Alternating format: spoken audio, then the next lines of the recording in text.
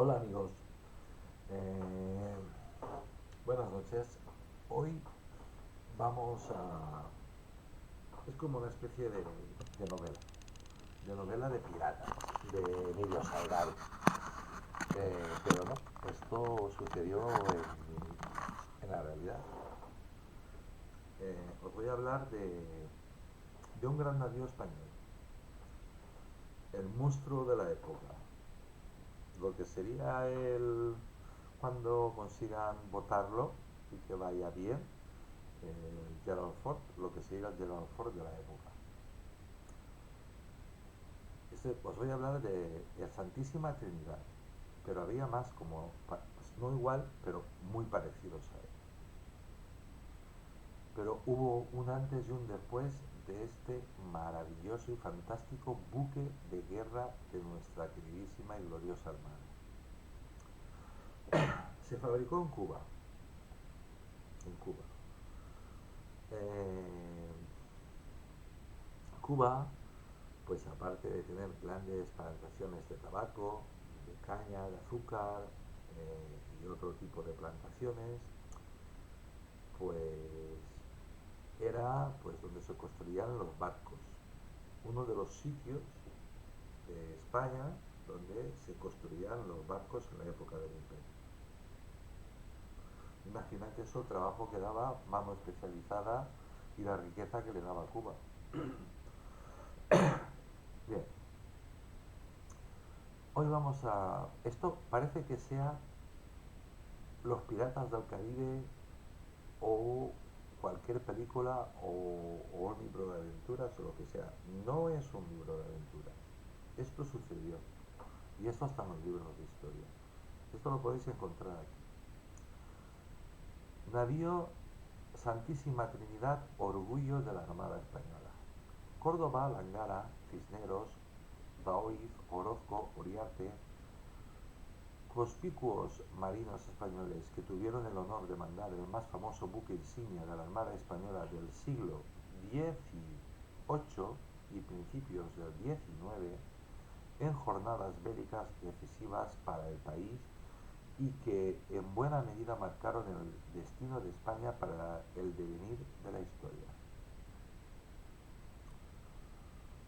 Con más o menos fortuna, aquellos oficiales estuvieron al mando del buque más intimidatorio que conoció la época de la navegación, Adela, y a bordo vivieron momentos memorables y trágicos, victoriosos y tristes. Cabo Espartel, San Vicente o Trafalgar son lugares de la geografía que están grabados a fuego en los anales de la historia naval. Entre ellos resonó el estrépito de los cañones de los navíos que allí se dieron cita para que la mayoría de los casos plasmar por las armas las diferencias de la política exterior de las potencias europeas, o llevar a cabo misiones caprichosas de gobiernos títeres o de líderes efímeros y megalómanos en una época de comunicaciones rudimentarias que añadían dramatismo a estos enfrentamientos. En el momento en que la labor del actual GPS estaba encomendada a las embarcaciones ligeras que surcaban los mares en busca de la flota enemiga, están diciendo que tengo el... me ha quedado el vicio este, no sé si lo hacen el efecto de las pastillas o lo que sea, pero sí que lo noto yo también. Bien, ¿qué hacían de GPS? Pues de GPS hacían que mandaban barquitos de vela a ver, ellos sabían por dónde iban, pero a ver qué había a los alrededores. Y aquí pues lo explica quien ha escrito esto, le ha dado un toque muy romántico, porque la verdad es que es verdaderamente evocador, si no fuera porque esto sucedió de verdad. En el momento en que la labor del actual GPS estaba encomendada a embarcaciones ligeras que surcaban los mares en busca de la flota enemiga, o se guiaba esta información fijándose en las coordenadas que facilitaban barcos pesqueros o mercantes que se cruzaban por azar en la derrota de las armadas, una buena parte de las batallas navales se liberaron por la inesperada coincidencia de las escuadras. Fijaos si el océano es grande, pero los vientos siempre van por los mismos sitios, o casi siempre van por los mismos sitios. Pues que se toma la casualidad que iba una escuadra y se encontraba con otra escuadra enemiga. Una escuadra son muchos barcos de guerra juntos. Pongamos que unos 60 barcos juntos, de guerra.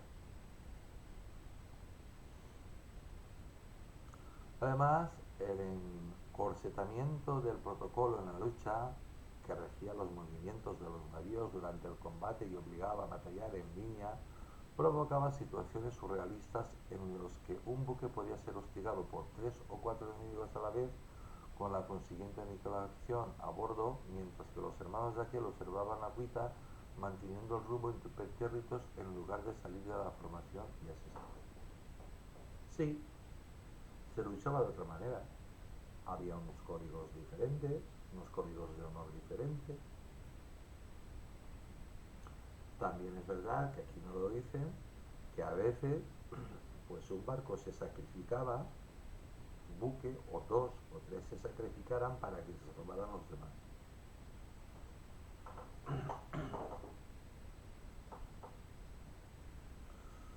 Pero intentaban siempre no destruir el barco, no hundirlo. Si lo, si lo hundían era por necesidad, por muchísima necesidad, esto es un comentario obviamente, era por muchísima necesidad o porque le habían provocado tantos daños que el buque se hundía. Porque daba igual que fuera estos son los ingleses, o nosotros, los españoles y los franceses, pues todos lo que queríamos era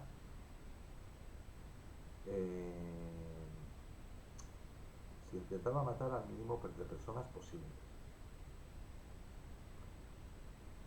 A los oficiales se les trataba muy bien, muy bien, muy bien.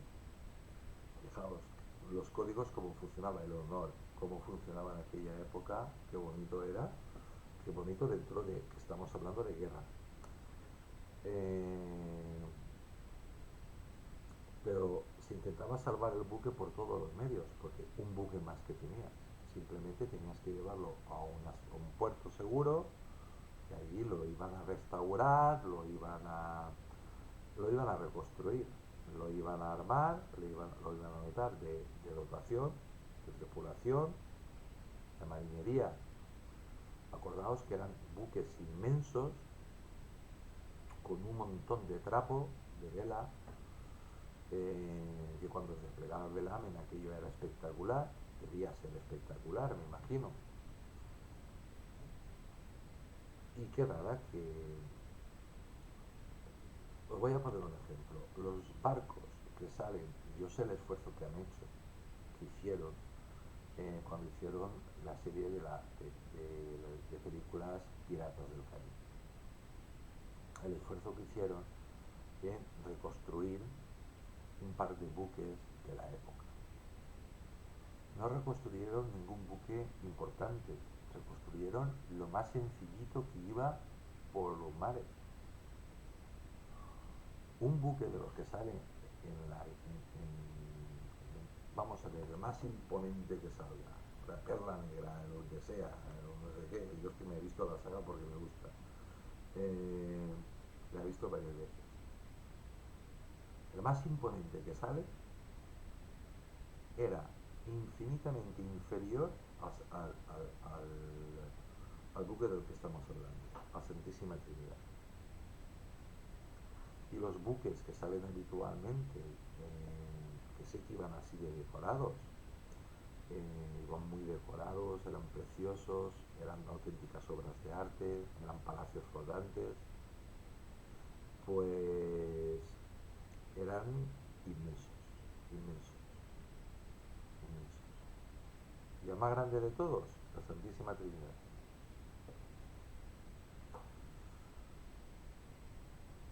Por ello el volumen y parte de los barcos se creía que eran la primera y más importante virtud de un choque naval. Cuanto más grande, más difícil sería de doblegar y más daño ocasionaría al contrario. Pero esta premisa no siempre se cumplía. Soslayar las órdenes en combate tenía consecuencias negativas. Tú tenías que cumplir las órdenes, pero vamos, ¿cómo se comunicaban con tanto ruido y estando tan lejos? Las famosas señales con las banderitas. O subiendo banderitas y bajando banderitas. Dependía de la combinación de las banderitas. Eso existe en la actualidad, se sigue haciendo en la actualidad. Si su contravención suponía el éxito parcial de un navío, el resto de los buques de la escuadra podían acusarlo de poner en peligro la integridad de la línea, y si la desobediencia desembocaba en desaventura para el oficial transgresor, este podía acabar sus días en la toldilla agujereando por un pelotón de ejecución o haciendo las veces de grimola suspendido de la verga seca o fusilaban, o te dejaban atado ahí hasta que te quedaras más seco que una mojama. Normalmente, y en función de su tamaño, las flotas de guerra se dividían en tres grupos: vanguardia, centro y retaguardia. Con un grupo con un contraalmirante o jefe de escuadra al frente del primer y último, y el almirante y comandante en jefe en el centro. Porque iba en el centro el comandante o el almirante de la flota. Pues muy sencillo, porque era el que más sabía de todo, de estrategia, de mares y cosas. Recordad que hermanos hispanoamericanos, que por mucho que os mientan, vosotros entonces formabais parte de ese imperio, erais españoles, y el imperio español era terrestre y naval. Ocupaba todo, era el amo y señor de muchísimas tierras y de todos los mares. Y eso, claro, provocaba la envidia de otros países. Cuando entraron los Borbones a gobernar, pues Francia inmediatamente dejó de luchar contra España y se convirtió en un aliado. Y desde entonces lo sigue siendo, guste o no. Eh, Mirad, pues voy al primer comentario que me sale ahora. Ayer íbamos hablando sobre un amigo y yo, íbamos hablando sobre Francia y España. Sobre Francia y España. Que bueno, que en Francia pues hay un... Y dice, no, no, sí, sí, yo sé quién es el que está por el que aspira al trono de Francia. Digo, es primo del rey de España. Digo, lo apoyan una serie pues de franceses o algún marqués que se salvó o lo que sea, pero no. Y le dije, tú piensa, ¿quién tiene más derechos? ¿Quién tiene más derechos? ¿El niño este o el rey de España, que desciende directamente del rey Sol? En línea directa, pam, pam, pam, pam, del rey Sol, del que construyó Versalles, donde tú estuviste trabajando toda la vida. Me dijo, si es así, el rey de España. Digo, pues eso, está bien. Una vez divisado el enemigo, ambas armadas porfiaban para ganar barlovento, es decir, tener el viento a favor para facilitar la maniobra de aproximación más beneficiosa. Además del humo de los disparos, tanto propios como ajenos, dificultaba la vista de la línea que se encontraba a sotavento, contraviento.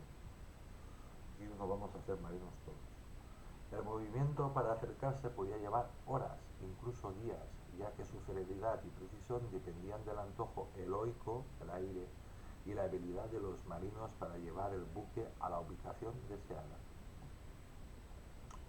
Durante estos momentos, las tripulaciones y dotaciones de los navíos se encontraban bajo una tensión permanente y en silencio absoluto, en donde solo se escuchaban las órdenes de los oficiales dirigidas a estacionar el barco en posición y a tener listas las piezas. Pero la tripulación no estaba quieta, no estaba ahí todos apoyados en la barandilla a ver qué pasaba. No, no, no. Se estaban preparando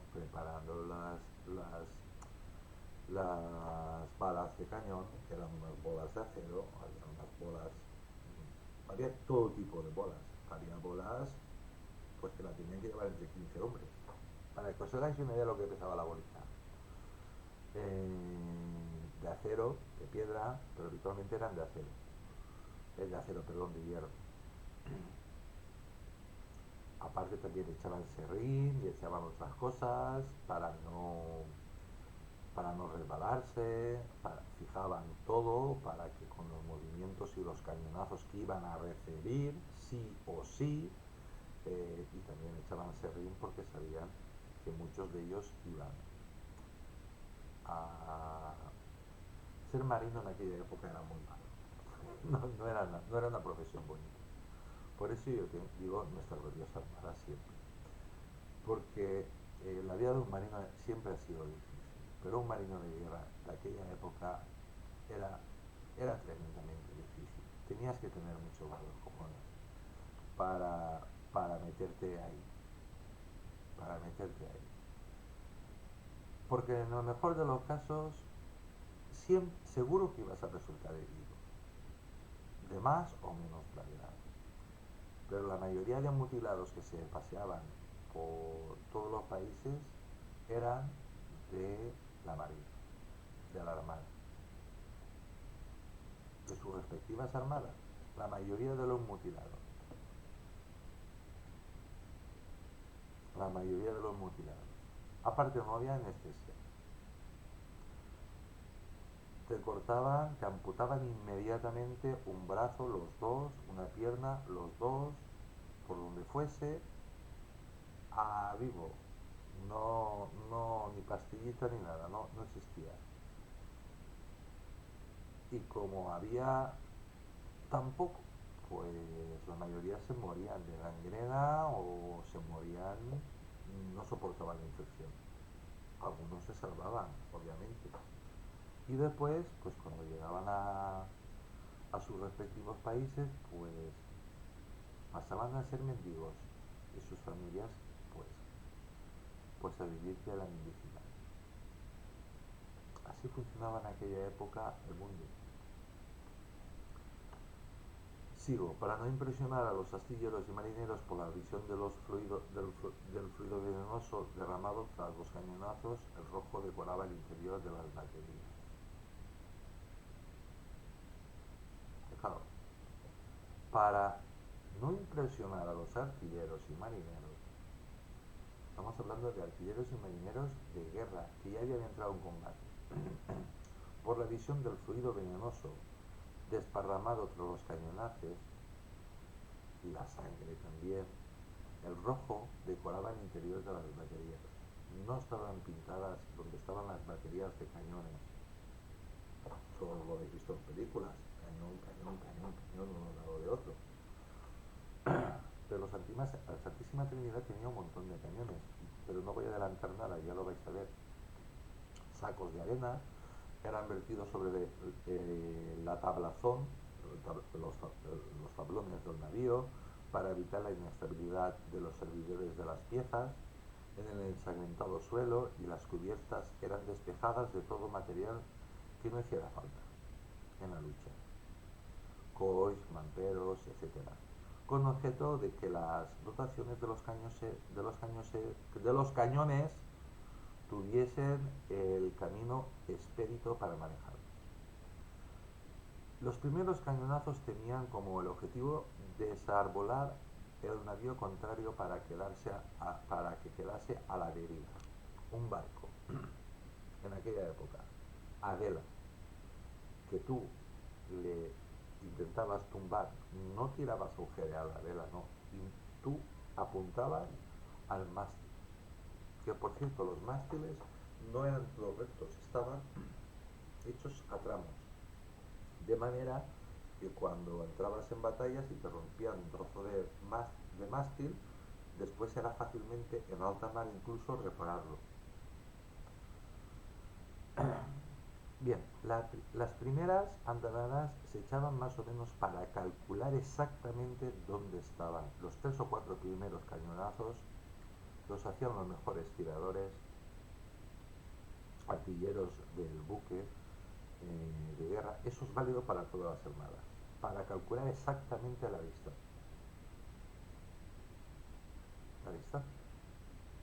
y para calcular el tiro. Y a partir de ahí ya, siguiendo las órdenes del comandante, del almirante o de quien fuera del navío, del capitán, pues ya todas las piezas de artillería ya iban a apuntar a sitios muy concretos del buque.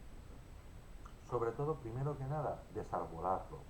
Desarbolarlo quiere decir todas las velas al suelo, que te van a caer encima de la gente, que está ahí luchando, el barco se va a quedar parado porque no tiene propulsión alguna, y entonces ese barco ya está más vendido que la tita, que digo yo.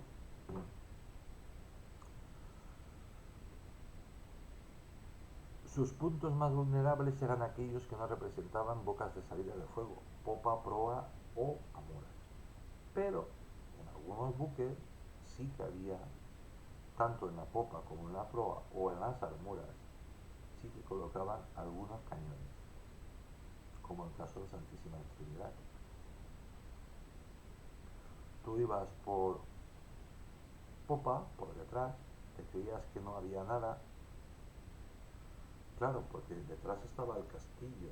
El castillo del buque era la residencia donde habitaba el almirante, el capitán y los oficiales, pero sobre todo el capitán, que vivía en una especie de palacete, no creáis. Llevaban tantas obras de arte que cuando entraban en combate todas esas obras de arte eran todas empaquetadas, vistas y cosas de estas, en el caso de que el buque fuese hundido, pues por lo menos que no se hundieran, intentaban salvarlas. En la proa, es decir, delante y detrás, ponían un par de cañones, o 3, 4 o 5 cañones, los que pudieran, intentaban disimularlo para que los otros no lo vieran, o en las amuras. Menudo sorpresón te llevabas tú cuando ibas por detrás y decías, vas a ver tú a este, y te soltaban, pues a lo mejor, pues si llevaba 4 u 8 cañones, te soltaban 4 cañonazos que te daban de hierro, porque tú ni te lo esperabas. Las heridas infligidas por el armamento dieciochesco y decimonónico eran espantosas, y las precariedades médicas y quirúrgicas el complemento perfecto para abultar las listas de muertos y heridos tras un combate. Aquí están hablando muy mal de los muertos. Los mejores médicos que había en la época iban en la armada.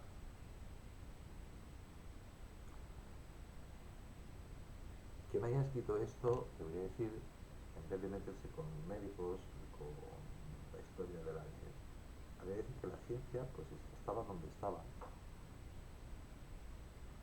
La mayoría de los muertos eran consecuencia de las infecciones en las llagas, y mutilación era practicada por el cirujano con la misma frecuencia con la que bueno, aquí es que se pasa el tío este que ha escrito esto, el historiador que ha escrito esto, con lo que recetaba, con lo que se recetaba una tisana, o un té, o un café. No, no. Estos hombres se mataban intentando curar a las personas. Lo que pasa es que la ciencia no se evoluciona. A mí me parece un prepotente el que haya escrito esto, y un idiota, de verdad. La misma munición empleada en las piezas de a bordo era de carácter vario. Unas palanquetas, bala encadenada, etcétera. Tenían bala encadenada. Bala encadenada era un una una bola de cañón, que iban dos juntas o tres. Lo normal era que fueran dos. Iban, pues llevaban a lo mejor pues 1 metro o 2 de cadena. Claro, eso si pillaba cualquier cosa, que pillaba por ejemplo pues un mástil, pues se enrollaba aquello, las dos bolas y el mástil se iba afuera. Pero si te pillaba, te partía por la mitad y te iba a cruzar, te iba a hacer muchísimo daño en el buque.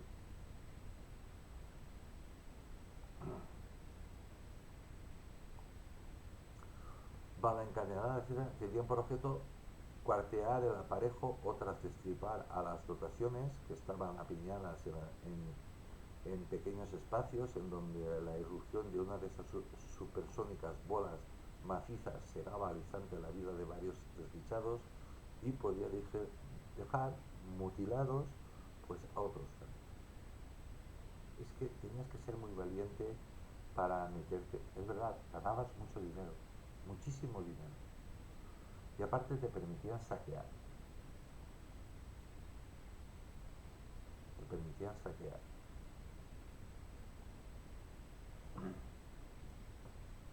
Se lo repartían entre todos.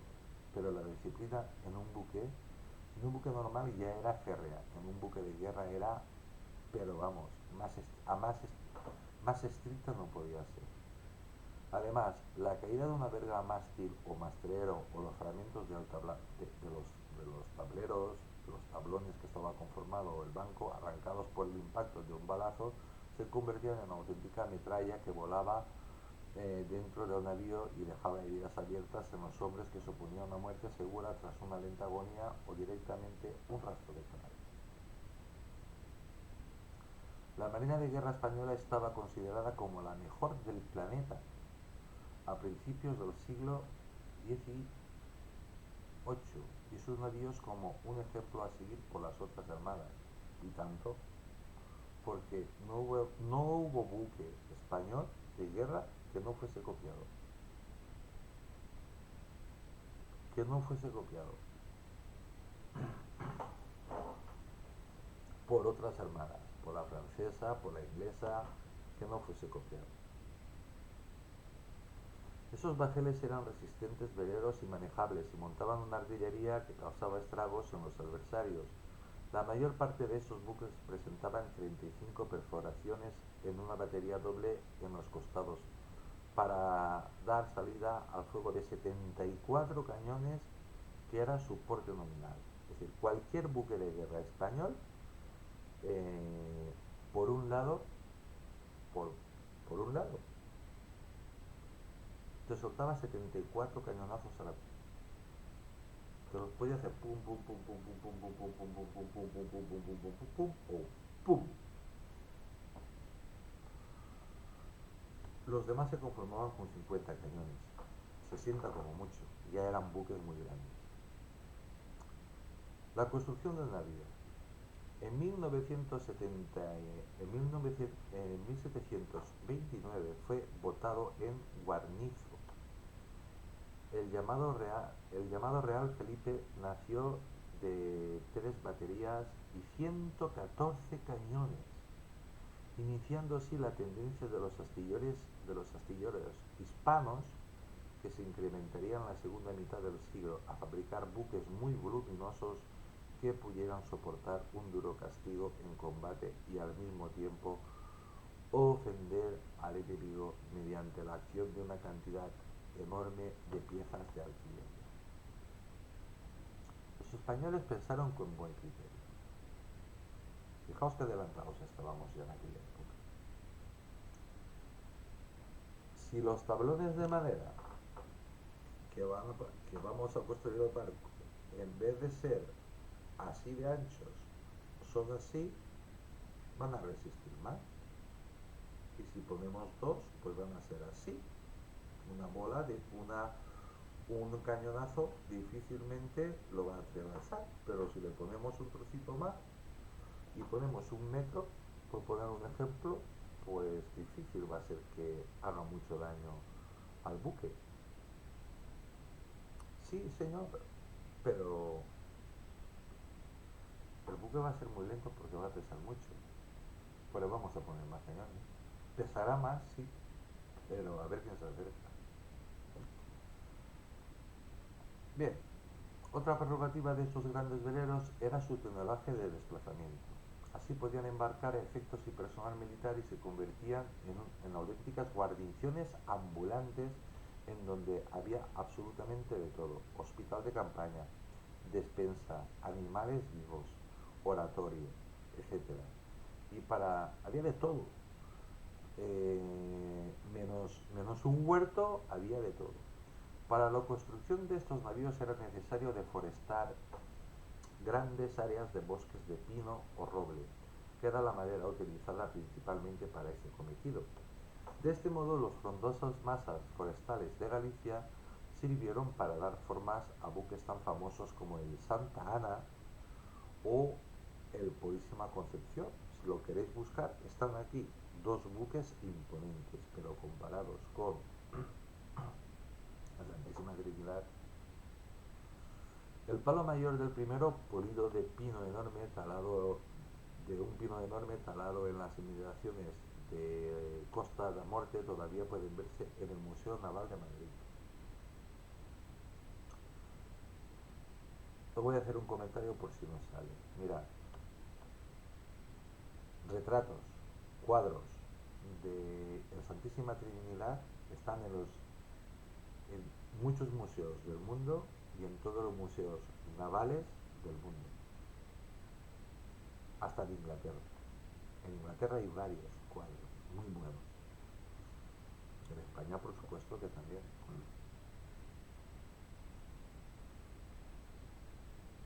Los trabajos para abatir y transportar estos árboles requerían de una gran cantidad de braceros y porteadores.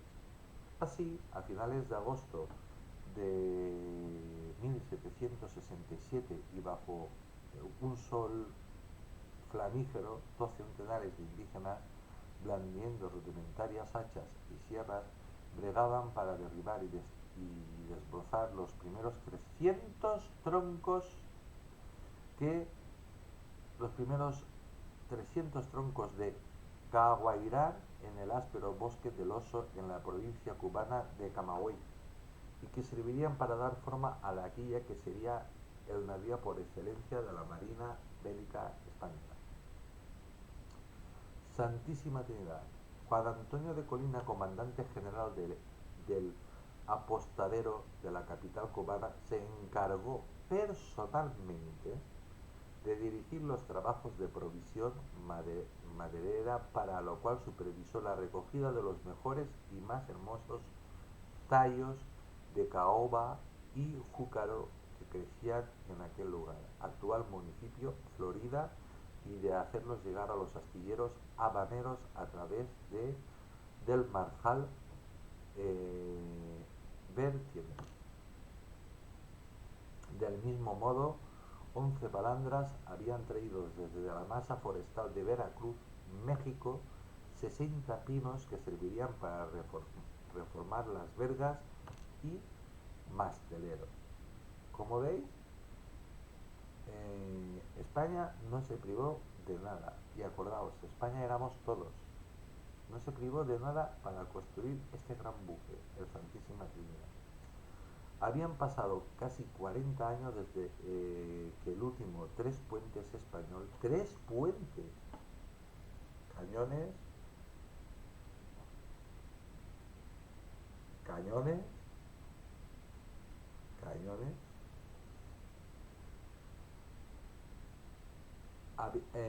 Pues habían pasado casi 40 años desde el último Tres Puentes español que había votado, y exactamente mediante la Real Orden del 23 de octubre de 1667 el astillero de La Habana recibía el encargo regio de moldear la amenazadora figura de este navío.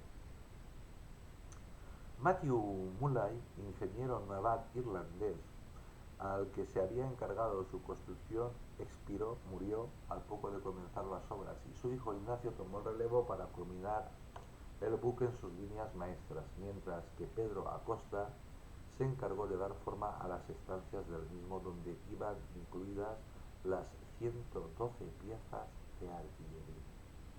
112 piezas de artillería, acordaos. Los buques más grandes llevaban unos 60, 112 llevaba.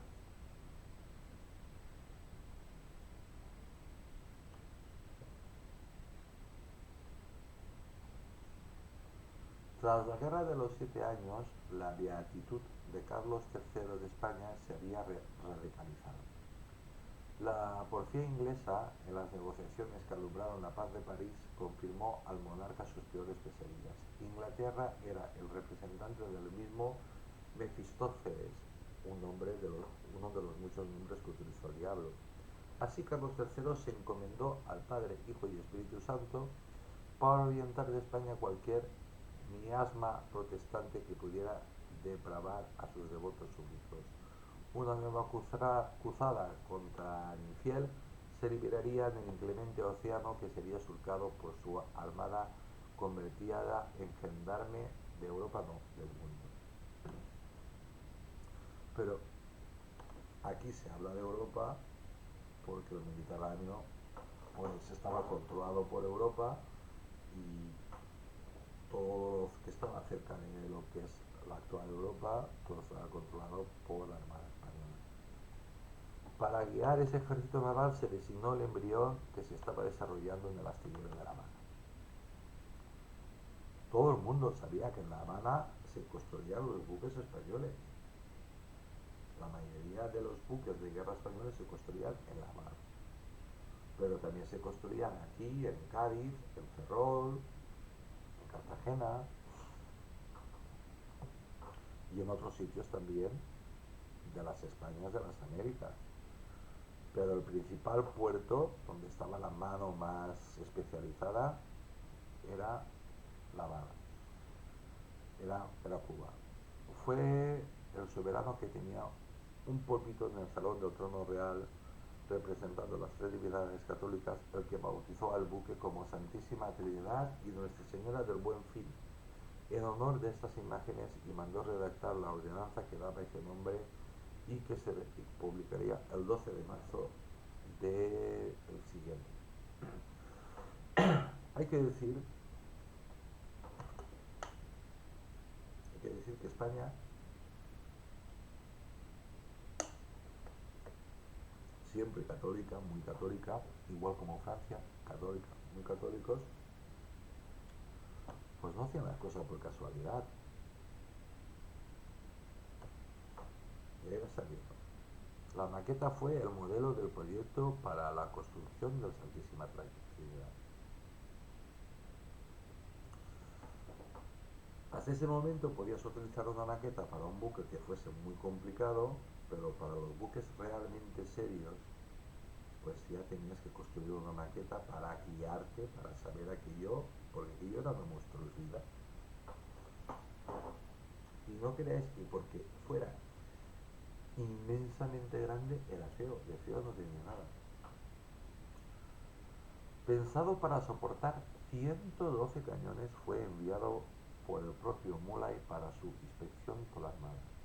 Mandaron al mejor, a Mulay, al mejor, a la mejor persona.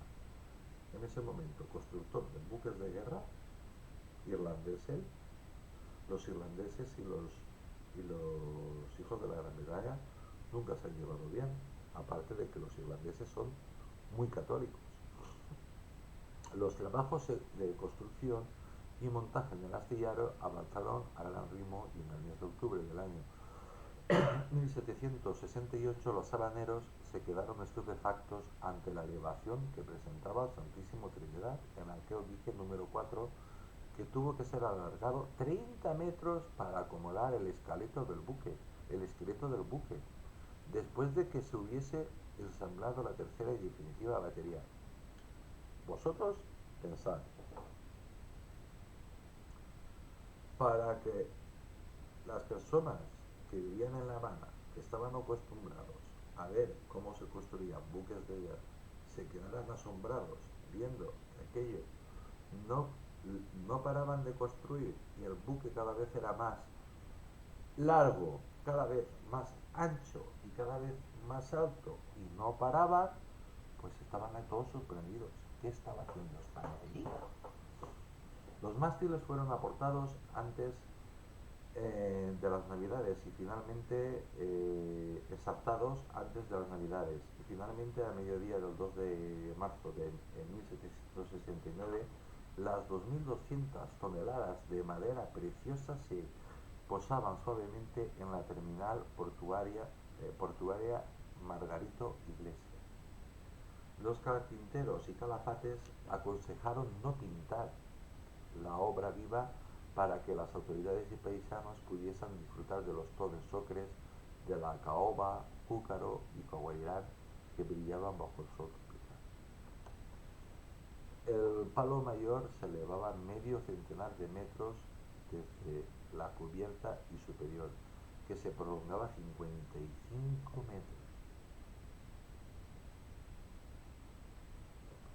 Las troneras de babor y estribor estaban separadas por 15 metros y para fabricar el sistema de propulsión de este titán se necesitaron más de 3.000 metros cuadrados de lona.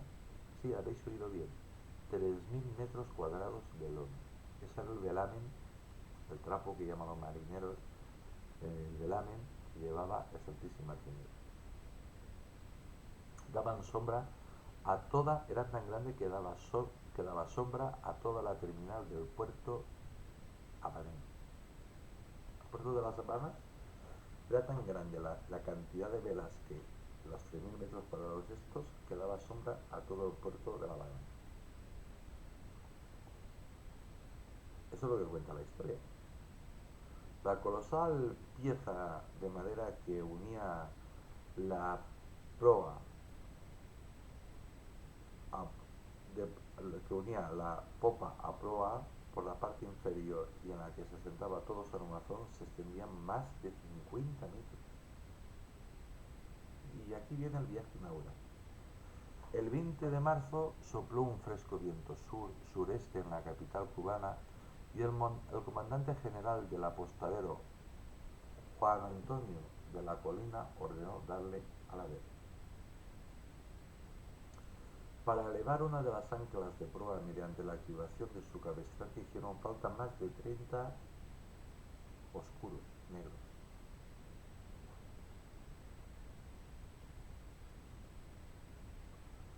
Lo he sido bien. Para, para activar el cabestrante, hicieron falta más de 30 hombres para izar la ancla, una de las anclas, porque llevaba, no sé si eran dos o cuatro. La mole empezó a moverse lentamente a babor y a la media hora podía verse su señorial figura desde el seno de Miramar ante la atenta mirada de los vigías del castillo del Morro. El tajamar del Santísima Trinidad seccionaba el azulado agua que bañaba el malecón y la derrota del buque se veía alterada por un cabeceo y una tendencia a arribar a estribor cuando se reducía el aparejo.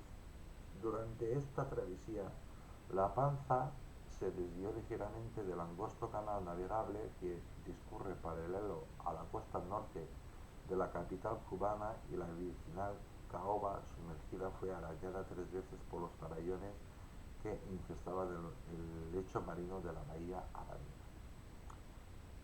En el primer crucero doméstico de prueba, el que sería el buque insignia de la Armada ya había recibido la primera herida como resultado de un aparente desafecto de fabricación. Defecto de fabricación, no, aparentemente no. A todas luces, el capitán estaba tan tonto mirando el velamen y mirando todo que no estaba lo que tenía que estar, a llevar el buque por el centro del canal. Porque conocíamos España conocía perfectísimamente todos sus puertos. Y este Memo pues estaba mirando pues el barco, alucinando como todo el mundo, en vez de estar lo que tenía que estar. No embarracó el barco de casualidad. Si llega a embarrancar el barco, este tío me estaría muriendo.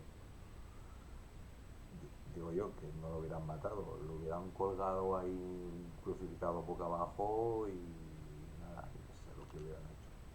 El 12 de abril de 1770 los lugareños apostados en la entrada de la ría gallega de Vigo se quedaron atónitos. El Santísima Trinidad hacía su entrada en la rada tras su viaje desde el Caribe. Había sido un viaje tedioso y la navegación del buque no había satisfecho al capitán Joaquín Maguna, designado por Juan Antonio de Colina para llevar el navío al departamento naval del Ferrol, a donde había sido escrito por expreso deseo de Carlos III. ¿Por qué el Ferrol? Porque está en el norte de España, está en el noroeste de España, en Galicia. Y teniendo ese tremendo buque ahí, seguro que los ingleses no se van a acercar. Y aparte tienen que pasar por toda Francia, que eran aliados de España. Tras una escala en Vigo, en cuyo astillero se engancharon las vergas de Trinquete y Mesana y el recién estrenado arsenal de la ciudad departamental ferrolana, se vistió de gala el día 15 de mayo siguiente para albergar al imponente Bajel. Las autoridades civiles y militares, entre las que se encontraba el artífice del flamante puerto el ingeniero Julián Sánchez Bort, aguardaban expectantes en la grada del Esteiro la llegada del Santísima Trinidad, al que sería su puerto base en su primera etapa. El buque entró en la graña a trompicones y el práctico del puerto tardó más de una hora en decidir qué muelle sería el más adecuado para, para atracar ese buque.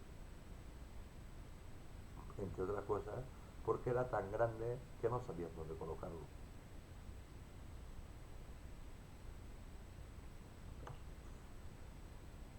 En la parte del viaje inaugural de Santísima Trinidad, el capitán general del departamento, el capitán de navío Joaquín Maguna, informaba que la derrota del buque caía hacia la derecha al reducir lona, que se encontraba abundante agua en las troneras de la primera batería con tiempo fresco y que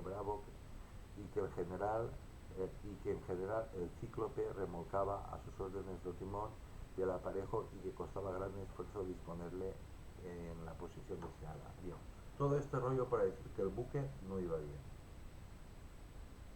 no navegaba bien, era un buque imponente, un buque espectacular, un buque de guerra tremendamente armado, con mucho velamen, pero el buque rápido no era, y encima se escoraba, y encima le entraba agua.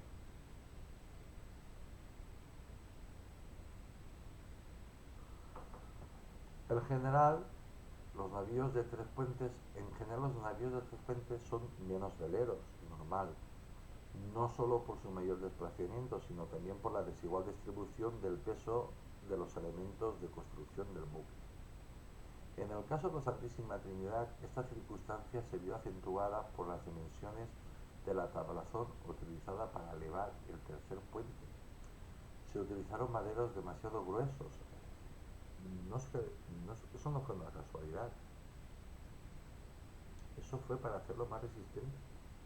El blindaje del buque, al confrontar la tercera batería, con el resultado de que el centro de gravedad del buque quedó desplazado en la vertical y la línea de flotación original de Mulay acabó ligeramente sumergida. Así, el calado del navío en reposo superaba más de 2 metros la previsión sobre el plano, con lo que la resistencia de su monumental proa a la navegación era 2 veces superior a la de cualquier buque de sus características. Tenían un problema. Esta malformación estructural hacía que la quilla resultase casi inefectiva, sobre todo a la hora de maniobrar. A sugerencia de Maguna, y después de revisar los planos de Mulay, a conciencia el navío fue subido a dique seco, lo sacaron del agua, y la pieza prolongada 3 metros, y se estrechó la distancia entre las baterías segunda y tercera. Desde entonces la eslora se situó a 58 metros y la quilla pasó a medir 50 metros. Lastrado con piezas en desuso en los pañoles de carga y después de haber instalado 8 cañones de a 18 libras en la cubierta superior, el capitán Maguna zarpó del Ferrol con destino a Cádiz. Había que probar el barco porque lo habían trastocado, habían intentado solucionar el problema. Así que había que probar el barco y nada mejor que navegar. Pues del norte de España al sur de España, que hay un buen trecho. A la Santísima Trinidad necesitó casi medio mes para cubrir el trayecto, una marcha muy pobre para un navío recién botado y después de haber sido sometido a estos cambios que buscaban una mayor navegabilidad. Estos defectos de fabricación, como consecuencia de los planos de Matthew Mulay, dieron lugar a una chanza popular que imputaba no. Este hombre era un profesional que había muerto y que no hay nada mejor que la culpa al muerto.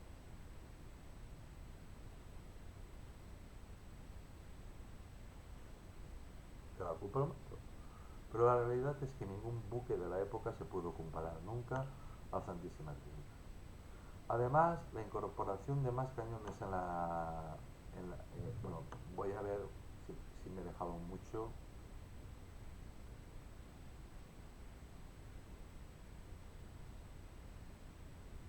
La Santísima Trinidad nunca pudo equipararse a otros de su clase en cualidades veleras y guerreras.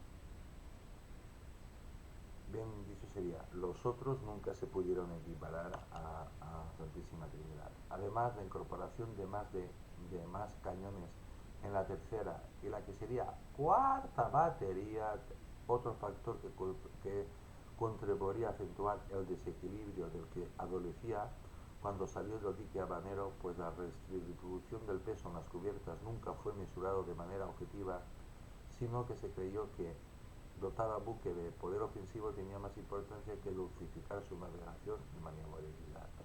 Pues bien, aquí es donde salió el debate. ¿Lo hacemos que sea muy buen un buque navegable, rápido y poderoso? ¿O nos importa un pito que vaya más lentito, pero sabemos que va muy bien protegido porque le han puesto prácticamente troncos enteros en vez de tablones y le ponemos más cañones?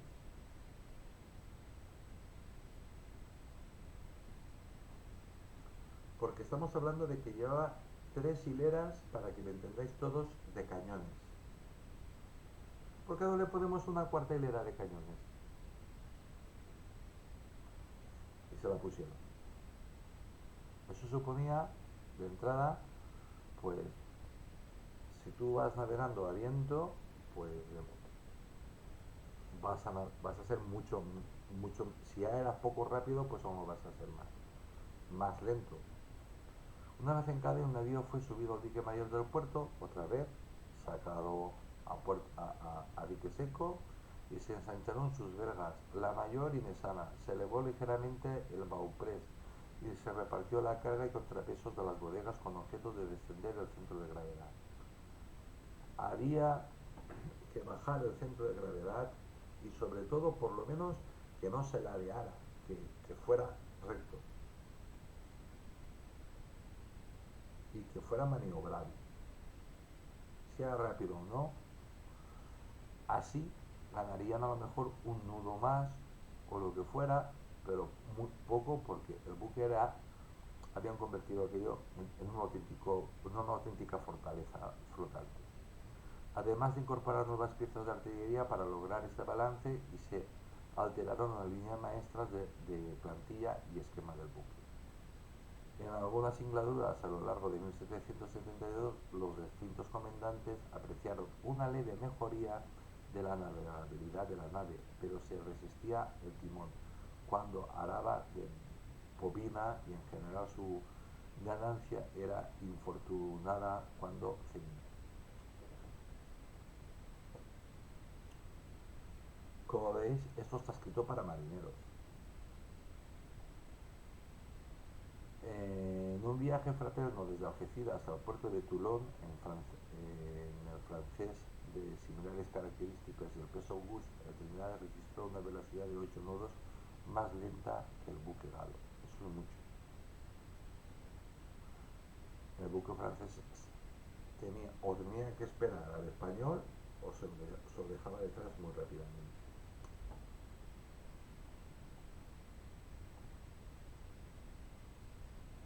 Y voy terminando, porque voy a hacer, creo que me saldrán 3 capítulos o menos. Las capturas de Trinidad. Carlos III estaba cansado de los desmanes del rey inglés Jorge III. En la primavera de 1779 España ya había construido con más de 5 millones de reales 800 cañones y 3.000 voluntarios para que los independentistas americanos, a las órdenes del general George Washington, se deshiciesen del yugo colonial que llevaban 2 siglos asfixiando a los descendientes de Mayflower. Así nos pagaron, así nos pagaron los norteamericanos. Luis XVI de Francia recibió con agrado al enviado del soberano español que portaba nuevas replicando favorablemente a la invitación del francés para volver a unir ambas armadas y fustigar a la Royal Navy en todos los confines. A partir de ahí iban a saber ahí, ya lo sabían, pero a partir de cuando se unieron las flotas francesa y española, acordaos, la, la armada importante era la española, la fuerte la española, y la más grande, con diferencia. Otros que se creían que eran dioses, los hijos de la Gran Bretaña. Y los franceses que asumieron de que el rey de España, nieto del rey Sol, bueno, descendientes del rey Sol, pues empezaron a colaborar juntos. Y decidieron pues empezar a repartirle a la Royal Navy, a la Real Armada de la Gran Bretaña. Bien. Por su parte, el gobierno inglés se mostraba reacio a ceder las colonias que conformaban la costa americana y que surtió varias escuadras en puntos estratégicos para garantizar la continuidad y suficiencia de sus guarniciones allende de los mares. Todas fueron hundidas. Eso no lo cuenta la historia inglesa. Todas fueron hundidas. Pero no les hundieron. Yo nunca me he explicado cómo... es que la Gran Bretaña ha tenido, aparte de que ha falsificado la historia, ha tenido muchísima suerte. Muchísima suerte. Porque los franceses también estuvieron a punto de invadir junto con los primero solos, después con los españoles, de invadir la Gran Bretaña y adiós, ahí se terminó. ¿Por qué ese odio visceral de las dos potencias europeas? Bueno, de la gran potencia europea y la gran superpotencia mundial, que era España, hacia Inglaterra? Pues porque no eran católicos, eran protestantes y masones.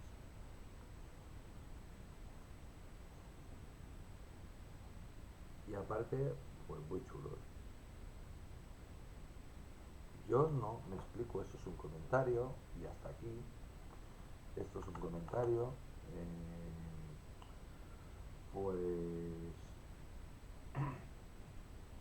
yo no me explico nunca, no me he explicado nunca ni me explicaré nunca la suerte que ha tenido ese pequeño país llamado la Gran Bretaña. No me lo explico, no me lo puedo explicar.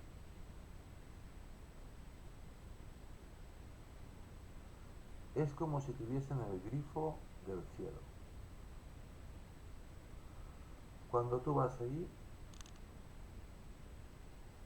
oye, te cae un huracán y está una armada enfrente de la otra. Estamos hablando de que como mucho 100 metros. A ti te cae una lluvia fuerte, pero no te hace nada. Y a tu enemigo, España o a Francia, le cae el cielo encima. Estamos hablando de buques de madera y de vela. Estropeas la armada y encima son tan torpes que en vez de llegar a puerto, que los tienen al ladito,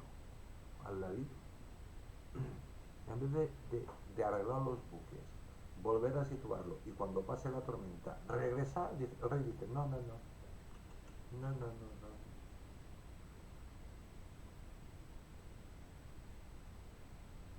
Y se salvan. Cuando la Alemania nazi, si el loco de Hitler hubiera dejado actuar a sus generales, en Alemania, en Inglaterra hablarían alemán. Pero se volvió loco. Porque la burrada de dinero que se gastó el Tercer Reich en reforzar con bunkers, que ellos sabían que eso no valía nada, porque estaban cansados de destruir búnkers, desde, desde el norte de España hasta casi la frontera de Rusia, el dinero que se gastó Hitler ahí, Virgen Santa. Cuando todos los generales decían, ¿por qué no mandamos a los aviones y mandamos nuestros buques antes de que cambie el asunto y los invadimos y en paz?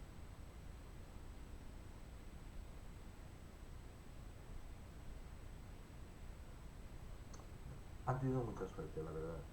Pues bueno, amigos, pues hasta aquí, voy a poner hasta aquí.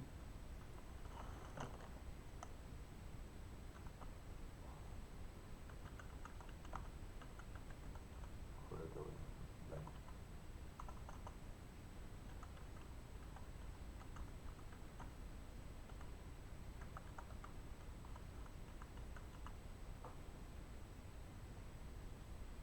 Pues hasta aquí, amigos. Porque no os quiero aburrir, porque es de verdad que es una historia muy, pero que muy, muy, muy, muy interesante. Muy interesante. Pero tremendamente interesante. Y nada, pues ya hablaremos de el Santísima Trinidad capítulo segundo. Pero para que veáis es un buque tan imponente, tan, tan, tan grande, tan grande, tan, tan, tan brutal que vais a ver lo que hizo ese buque. Pues amigos, soy Tony Garcés, hoy estamos hablando de buques de vela, del mejor buque de guerra que ha existido en la historia, a vela y de madera, y era español. Pues hala amigos, pues soy Tony Garcés, os mando un abrazo muy grande desde Valencia, España, hoy hablando de historia militar de la Armada, pero de historia militar, y nada, pues que seáis muy felices, que Dios os bendiga a todos y mañana más.